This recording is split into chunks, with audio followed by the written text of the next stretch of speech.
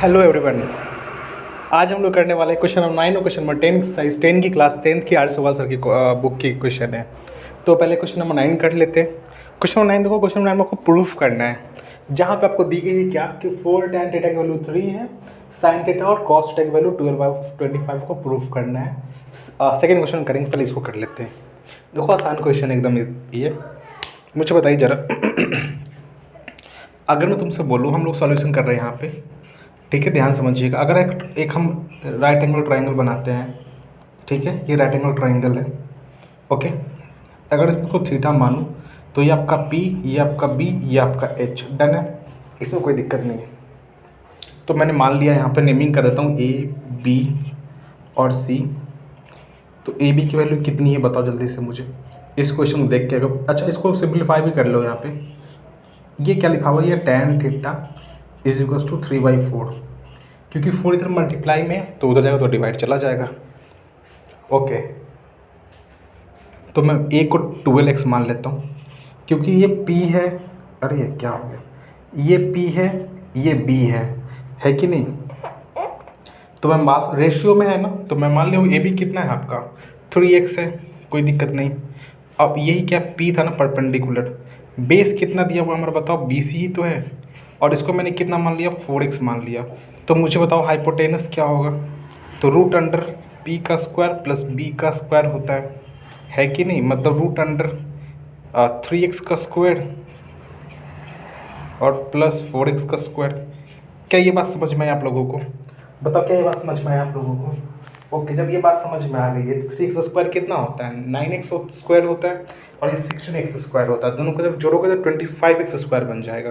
तो यहाँ से हम लोग बोल सकते डायरेक्टली बोलेंगे h कितना आ गया बताओ जल्दी से मुझे, रूट अंडर 25x स्क्वायर, मतलब कि 5x। h की वैल्यू में 5x आ चुकी है, मतलब कि ये हमारा 5x है। b कितना है हमारा जल्दी से बता दो मुझे, 4x है, और ये आपका 3x है। अब रखो क्वेश्चन के LHS में, आंसर तो आना ही आना है आपका। आप बताओ sine theta into cos theta की वैल्यू पता करना है आपको, ये LHS है आपका, ठीक है। अब बताओ मुझे, इसको देख के लग रहा है आपको कि साइन थीटा क्या होता है, P/H होता है।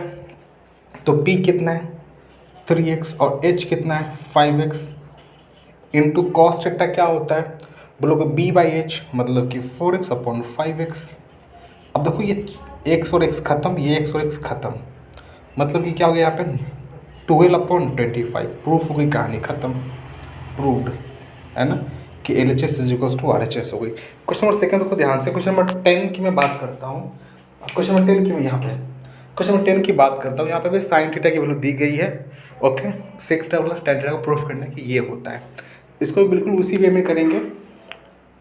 चलो इसका हम लोग सोल्यूशन कर रहे हैं। यहाँ पे देखो ध्यान से, अगर मैं तुमसे बोलूँ कि ये हमारा ट्राइंगल है, राइट एंगल ट्राइंगल है ये, ठीक है। मैं इसको A मान लेता हूँ, B मान लेता हूँ, इसको C मान लेता हूँ। ये एंगल थीटा है तो ये हमारा P हो गया, ये हमारा B हो गया, ये हमारा H हो चुका है। अब साइन थीटा की वैल्यू A/B दिया गया है, ओके। ये क्या है परपेंडिकुलर, ये आपका क्या हाइपोटेनस है, मतलब कि P की वैल्यू आपको क्या दी गई है यहाँ पे, ये A दिया गया है, ये कितना दिया गया B दिया गया है। तो आप यहाँ से, अच्छा मैं इसको B बोलना ही बंद कर देता हूँ, ठीक है, वरना कन्फ्यूजन हो जाएगा यहाँ पे, ओके। ए दी गई है, AC B दिया गया, BC नहीं निकालोगे यहाँ पे, बिल्कुल निकाल सकते हैं हम लोग BC। तो BC कैसे निकलेगा, हम लोग बोल सकते हैं कि BC is equals to under root hypotenuse का स्क्वायर, मतलब क्या B का स्क्वायर माइनस A का स्क्वायर, ठीक बात है। ये BC निकल गया, इसको फटाफट सॉल्व भी नहीं कर सकते हम लोग, क्योंकि उसका कुछ वैल्यू नहीं आ सकता। अब सीधे बताओ LHS पे चलता हूँ मैं, LHS, ठीक है। LHS बताओ मुझे, ये लिखा हुआ है sec theta plus tan theta. अब बताओ सेक थीटा क्या होता है, सेक थीटा होता है H/B।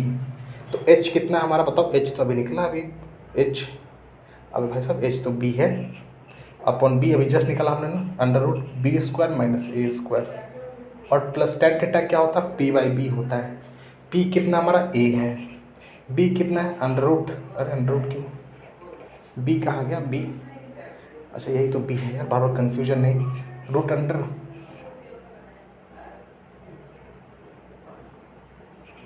B square minus A square, okay okay. अब मैं क्या बोल सकता हूँ यहाँ पे, बी प्लस ए एलसीएम ले लिया हूँ मैं नीचे, root under B square minus A square का मैंने एलसीएम ले लिया यहाँ पे, क्योंकि तो ये एक से ये मान लो ये कैपिटल ए है, कैपिटल बी, कैपिटल ए है, तो अगर सेम नंबर का एलसीएम लेता हूँ तो सेम नंबर ही तो आता है, कॉमन तो यही था, ले लिया एलसीएम मैंने, तो ऊपर में बी बचा, यहाँ पे ए बचा, बी प्लस ए। अब क्वेश्चन की डिमांड को फुलफिल करने के लिए हम लोग क्या करते हैं, जरा बताओ मुझे क्या करना चाहिए उसको।